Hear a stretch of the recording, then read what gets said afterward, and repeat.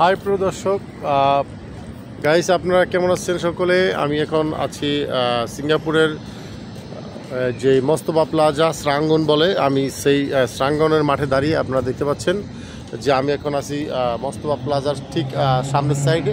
আপনারা দেখতে পাচ্ছেন যে প্যান্তা হোটেলের সাথে এবং মসজিদের কাছে। তো আমরা এখন দাঁড়িয়ে আছি। আমি আপনাদেরকে দেখাতে চেষ্টা করব যে আমার আশেপাশের যে বিল্ডিং, এটা আমি যেই গ্রাউন্ডে দাঁড়িয়ে আছি সেটা হচ্ছে শ্রাঙ্গন মাঠ এবং মোস্তফা প্লাজার সামনে। এটা আপনারা জানেন অনেকেই, এখানে সকল বাঙালিরা এখানে এসে উপস্থিত হয়। আর বিশেষ করে রোববার দিন সকল বাঙালি এখানে এসে তাদের সাথে আত্মীয় স্বজনের সাথে দেখা সাক্ষাৎ করেন, শপিং মহল করেন। যেহেতু শপিং করার জন্য আসে এবং যদি দেশে যায় তাহলে অবশ্যই সেই দেশের জন্য, পরিবারের জন্য মার্কেট করে নিয়ে যায়। তো আমি এতটুকুই বলবো যে এখানে আমি এখন যেই মাঠটাতে দাঁড়িয়ে আছি আপনাদের দেখাতে চেষ্টা করব। সেই মাঠটা হচ্ছে এই মাঠ, এটা হচ্ছে শ্রাঙ্গন মাঠ। আগে যদিও এরকম ছিল না, আমি যখন 10 বছর আগে এখানে ছিলাম তখন আমি দেখছি এই পুরো মাঠটা, এই গ্রাউন্ড লেভেলটা দেখতে পাচ্ছেন, এটা তখন ছিল না। আর এই মাঠটার পিছনে যে আমরা একটা এমআরটি রেল স্টেশন গেছে, এটার এই বিল্ডিংটা দেখতেছেন। আপনাদের দেখাতে চেষ্টা করব যে এই মাঠের এই যে উপরে যে বিল্ডিংটা দেখতে পাচ্ছেন, এই বিল্ডিংটার নিচ তলায় হচ্ছে নিচ দিয়ে ধরেন 100 ফিট মাটির নিচ দিয়ে একটা রেল লাইন গেছে, সেটা হচ্ছে এমআরটি রেল লাইন।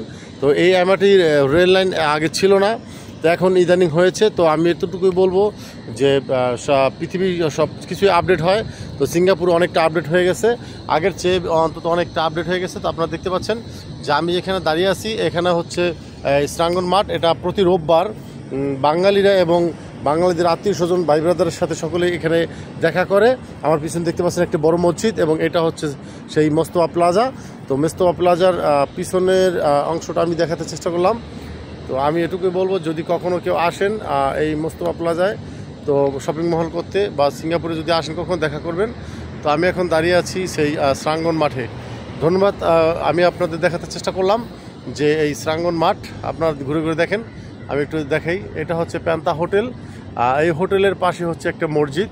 তো এই মসজিদ খুবই সুন্দর মসজিদ। তো আমি এতটুকু বলবো যে আপনারা দেখতে চাই একটু মসজিদটাকে একটু দেখানোর চেষ্টা করব। এটা হচ্ছে মসজিদ। তো এই মসজিদের পাশেই হচ্ছে শ্রাঙ্গন মাঠ।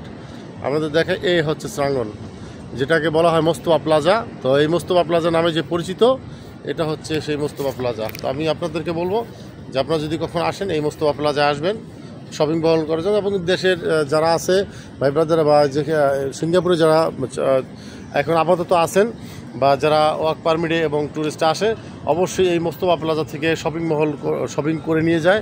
এই মহল থেকেই শপিংটা বিশেষ করে।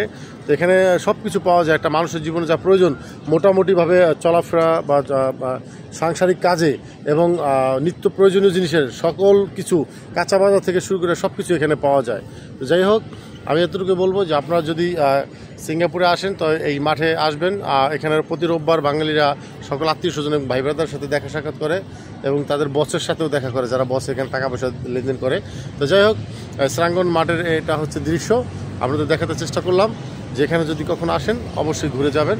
এই আমার পিছনেরটা হচ্ছে মোস্তফা প্লাজা।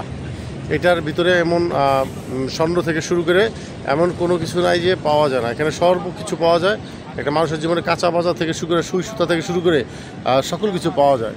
তো ঠিক আছে, ভালো থাকবে সকলেই। বাই বাই সিঙ্গাপুর, আবার দেখা হবে হয়তো কোনো দিন বেঁচে থাকলে। ভালো থাকবে সকলে।